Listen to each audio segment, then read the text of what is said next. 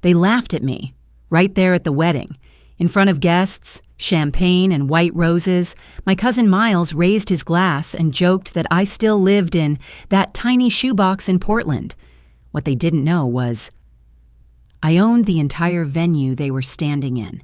The deed, signed in my name, the contracts, tucked in my purse, waiting for the right moment. Hi, I'm Elena, quiet, underestimated, and the CEO of a real estate firm they'd been gossiping about for years, without realizing it was me. You might think this is a revenge story. It's not. It's a story about roots, quiet power, and how sometimes the most dangerous woman in the room is the one you didn't bother to look at twice. Before we dive into the story, let me learn a bit about you. If you're a charming lady, please leave the number 1 in the comments, and if you're a dashing gentleman, leave the number 2. This way, I can send you a special greeting. Now let's start the story together. They always saved the same seat for me, tucked near the fireplace, just far enough from the chandelier glow where the family clustered for photos, and far too close to the hall where staff came in and out with wine. I never asked for it. But over the years, I noticed how no one else ever took it. It was like an unspoken assignment. Quiet, unimportant, warm enough to be polite. The estate hadn't changed much since I was a teenager. Same polished floors, same heirloom china. Even the portraits of our ancestors, the so-called founders of the Harrington lineage, seemed untouched by time, staring down at us like judges from another era. I smoothed my coat, a worn leather piece I'd owned for years, and set my canvas tote by my feet, careful not to scuff their rug. Across the table, Miles was already holding court. "Just closed on a place in Jackson Hole," he said, swirling his Syrah like a man far too impressed with his own wrists. "Next door to that AI exec from the Valley. You know the one." Lena leaned in, lips perfectly glossed. "We closed on a vineyard outside Tuscany. Private access to the Mediterranean. You can't buy views like that." I sipped my iced tea. No lemon, no wine. Just enough to keep my hands busy. The cold glass helped me stay grounded as their words floated above the table like perfume.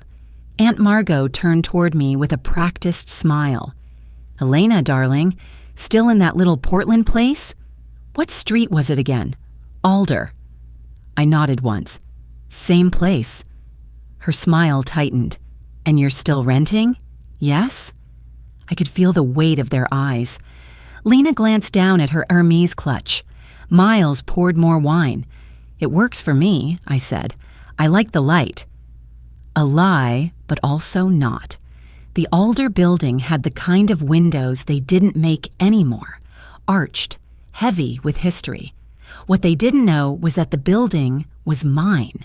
In fact, the entire block was.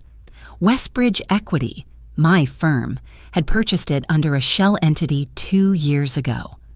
"You're 34, sweetheart," Aunt Margot said, patting my hand like a child who'd spilled soup.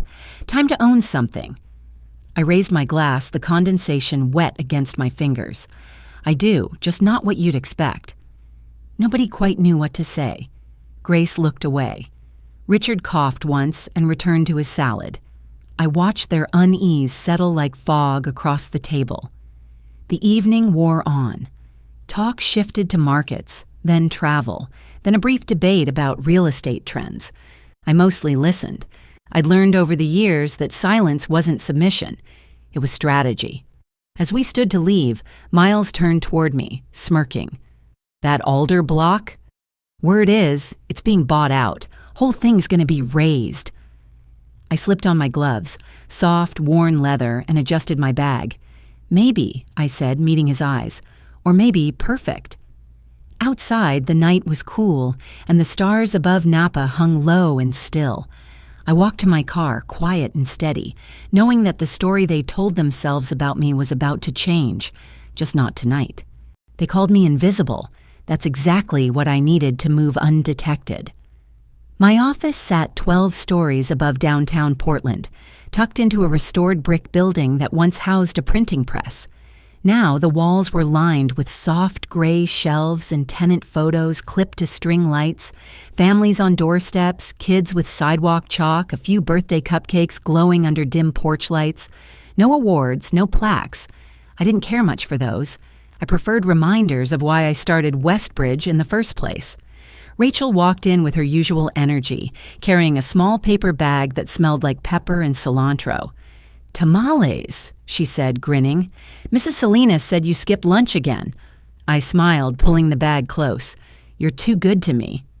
"Only because I need you alive for the board meeting," she replied, flipping open her tablet. "We've secured the event property in Napa. Full transfer pending signature. The audit team just sent over Phase 1 findings from Ashcroft Plaza."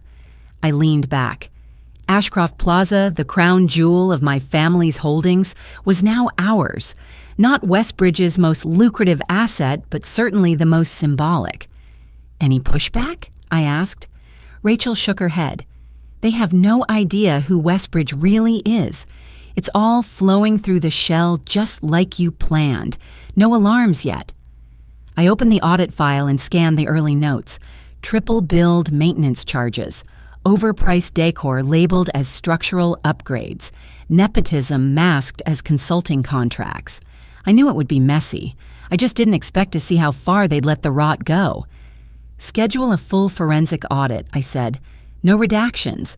Rachel tapped a few notes. "Want me to prep the press drafts, too?" I paused. A slow kind of weight settled over me, the kind that comes with years of being dismissed, doubted, disregarded. "Not yet," I said. "Let's time it for something memorable." My eyes drifted to the window. From here, I could see the Alder Street building, our first acquisition. I remembered standing in that lobby years ago, staring at peeling paint and thinking, this is where it starts. Not because it was flashy, but because it mattered. On my desk, a framed postcard sat next to the tamale bag. A tenant's daughter had drawn it. My building in crayon, trees with hearts instead of leaves. The words, "Thank you for the new heater," scrawled in uneven letters. My phone buzzed. A message from Mom. "Saw your name on a real estate flyer. Was that you?" I didn't answer. There would be time for that. Just not yet. Rachel looked up from her screen. They scheduled the wedding, by the way. Late April. Same estate. I reached for the folder marked Ashcroft Phase 2. Inside was the final signature page for the transfer of property rights. A pen rested on top like a silent invitation. I signed it. Rachel raised an eyebrow. "Should I get the press team on standby?" I closed the folder and smiled. "We'll wait. Let's announce it with the cake." The envelope was thick and gold-foiled, addressed in calligraphy I'd seen before, probably done by a third-party vendor Lena found on Instagram. I laughed before I even opened it. Of course they'd send one, even if they didn't expect me to come. I set the envelope down and glanced outside. The courtyard below buzzed with early spring. Kids kicked a soccer ball along the garden path while Mr. Keller trimmed the rosemary bushes. The Alder Street building was alive, quietly thriving in the way I always wanted. I finally opened the invitation. Ivory cardstock, linen texture. Miles Harrington and Amelia Thatcher invite you to join them for a celebration of legacy, family, and enduring love. The venue?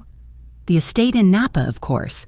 The same place where Aunt Margot once offered me leftover flower arrangements to brighten your little apartment. My phone chimed. A voicemail from my mother. Her voice floated through the speaker, carefully light. "Elena, we got the invite too. I think it'll be elegant. Maybe this time wear something lighter and smile more. Just be open, okay?" I didn't reply. Rachel arrived minutes later, knocking twice before letting herself in. She wore a green scarf one of our tenants had crocheted for her. She held a framed document like it was glass art. "It's done," she said. "Final transfer is filed. You now officially own the Harrington estate. Want to hang it or carry it?" I took the frame, running my fingers along the edge. Carry it, just in case they forget who's hosting. Rachel grinned. "Your navy suit back from the tailor?" I nodded. "Fits perfectly. No veil, just vision." After she left, I stood in the kitchen, letting the silence settle. The fridge hummed softly, and the faint scent of tamales still lingered from the ones Mrs. Lopez had dropped off yesterday. She said I worked too much. I told her I'd rest after the wedding. She thought I meant my wedding. I didn't correct her. I walked to the window and looked out over Alder Street. The bricks we restored last year had kept their deep red hue through the rain. New mailboxes lined the corridor. One had a drawing taped to it, a crayon sketch of a girl with a flower crown. It reminded me why I never built for applause. I placed the framed contract into my bag and zipped it carefully. Across the street, someone waved. I waved back, letting my breath catch for a second longer than usual. They'll see poverty in my eyes. Let them. They'll never see the empire behind it. They brought in a string quartet from San Francisco, flown in just for the weekend. Every chair was wrapped in ivory silk, every floral arrangement just shy of overwhelming. The champagne tower in the corner sparkled under a chandelier that Aunt Margot had chosen with great fuss. She didn't know she'd paid triple for it, nor that the contractor she hired had inflated the quote by 200%. I knew. I signed the check. I arrived just before the rehearsal dinner began. My navy suit drew a few second glances, not because it was loud, but because it was unfamiliar. I looked different when I wasn't boxed into their narrative. The valet hesitated, unsure of whether to ask for my name. I gave it anyway, watched him scribble it on a clipboard, then walked up the stone path toward the lawn. The garden was breathtaking, I'll admit. Marble fountains bubbled beside white rose hedges. Hanging lanterns swayed in the soft April breeze. Guests stood in tidy clusters, all manicured and practiced, the kind of people who use the word tasteful like a weapon. Miles was at the center of it all, holding court in a dove-gray tux. Family strength, he toasted, lifting his glass, and long-standing ownership. Legacy isn't built overnight. I sipped from a glass of sparkling water and didn't correct him. Lena caught sight of me and offered a nod, not a warm one, more like she'd seen a distant relative from a family branch she hoped would stay out of the pictures. "Elena," Aunt Margot said behind me, her voice soft but sharp, "let's keep tonight elegant, shall we? No need to stir anything up." "I'm just here to celebrate," I said. She smiled tightly. "Of course. But try not to linger near the centerpieces. You'll wrinkle the mood." I stepped aside, letting her drift past in a cloud of perfume and pearls. Rachel was stationed near the sound booth, blending in with the event staff. She met my eyes and gave the smallest of nods. That was the signal. The audit packets, each one carefully assembled, printed, and discreetly slipped beneath select chairs, were now in play. They bore the Westbridge logo, newly registered and clean. The seal alone cost more than my first car. I moved through the crowd slowly, stopping to chat just enough to seem harmless. Every so often I caught someone flipping through the folder they'd found under their chair, eyes narrowing, expression shifting. Then came the moment. Dinner had just ended. The plates were being cleared. The string quartet began tuning for their next set. I stood and gently tapped my glass. The chime cut through the hum of conversation. "If I may," I said, my voice steady, "before the cake is served, I'd like to share a brief update about this venue and the name on the deed." The chatter paused. A few guests turned in their seats. I caught Miles lowering his fork. "What is she talking about?" he muttered. I smiled. "Let's talk legacy," I said. "Real legacy." The wind shifted, rustling through the lanterns. Somewhere behind me, the fountain continued its calm, steady rhythm. All around me, the faces I'd grown up with stiffened, unsure whether they were witnessing a toast or a reckoning. They thought silence meant shame. For me, it meant strategy. The reception tent pulsed gently with music as the sun dipped below the vineyards, casting gold into the folds of linen and lace. Candlelight flickered across champagne flutes and carefully arranged place cards. Somewhere near the back, a string quartet eased into something softer, almost apologetic. I stood alone near the main table, watching the faces shift as my last words hung in the air. the venue, the deed, the legacy. I could feel Rachel's presence behind me, not hovering but anchored, handling the press, managing the release schedule, coordinating with the legal team. She didn't need my direction now. She'd trained for this moment longer than they knew. Across the tent, chairs scraped lightly as guests leaned down to pull out the folders beneath them. Some opened theirs immediately, others hesitated. The Westbridge seal stared up from thick cream cardstock. Inside, black and white pages detailed the audit. Itemized expenses, invoice chains, payment flows, all cross-referenced and time-stamped. One guest's brow furrowed as he flipped a page. Another pressed her lips together and reached for her phone. Aunt Margot's face lost its tension first. She sat down slowly, her hand brushing the chair as if unsure whether it would hold her. I'd seen her that pale once before, at her first husband's funeral. Miles stood up, half laughing. "You planned this? At a wedding? Your own cousin's wedding?" "This isn't your wedding," I said. "It's mine. My moment. You've humiliated everyone here." "No," I said quietly. "You did that yourselves. I just gave people the chance to notice." Lena stood so abruptly her chair tipped. She shoved her napkin onto the plate and stormed toward the back exit, heels clicking across the flooring like gunshots in a church. One of the board members from Ashcroft Plaza looked up at me, then back at the packet. He whispered something to the man beside him, who nodded slowly. I turned last toward my parents. Richard's hand hovered over his wine glass, fingers stiff. Grace stared down at her lap, her fingers twisting the hem of her napkin in small, controlled motions. I didn't expect them to defend me. I just wanted them to see. I stepped closer to the center and raised my voice, not in volume, but in conviction. You mocked what you thought was poverty.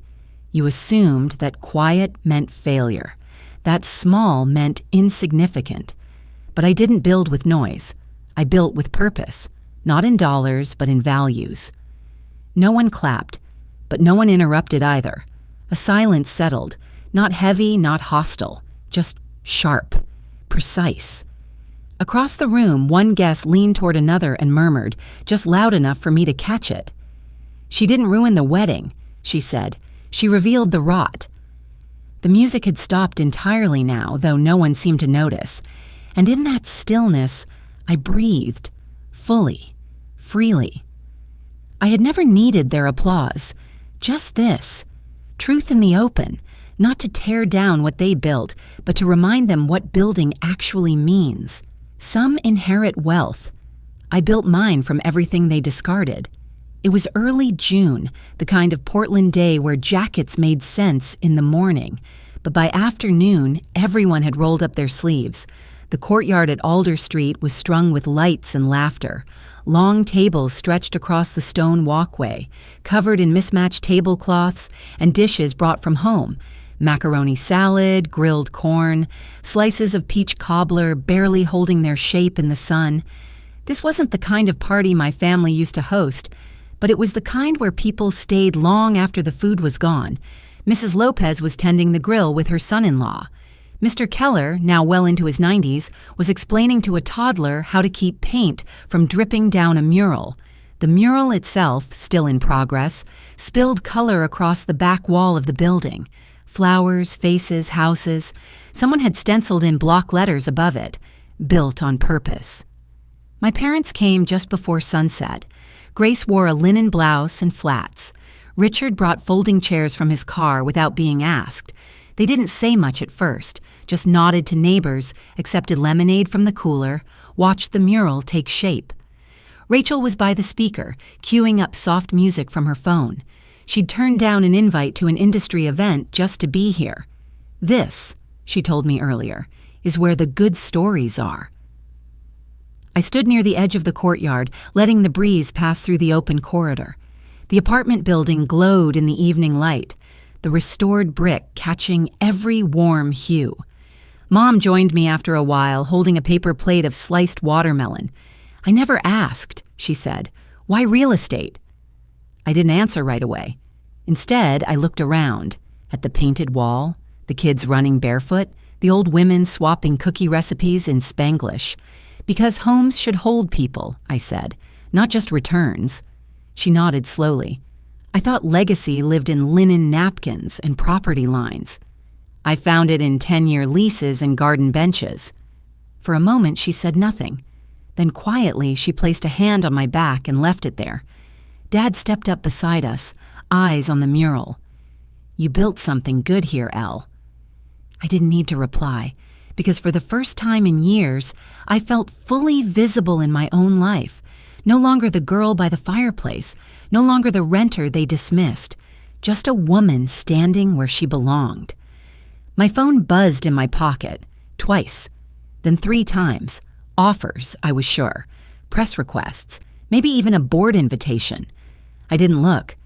I walked to the far edge of the courtyard and sat on the stone ledge, watching a little girl twirl beneath the string lights. Music drifted up behind me, soft and steady. This was the only deal I needed to close. That night, as I sat beneath the string lights of Alder Street, watching neighbors share pie and stories, I realized I didn't need anyone to hand me a legacy. I had made my own. It wasn't built with marble or titles, but with care, time, and quiet conviction. Sometimes, the strongest thing you can do is listen long enough to understand what really matters, and then build it yourself. Real wealth doesn't always show up in numbers. It lives in how we treat others, in what we preserve, and in what we choose to leave behind for those who come after us. If this story reminded you of your own quiet victories, or taught you something about family, I'd love to hear from you. Share your thoughts, your journey, or simply what real legacy means to you.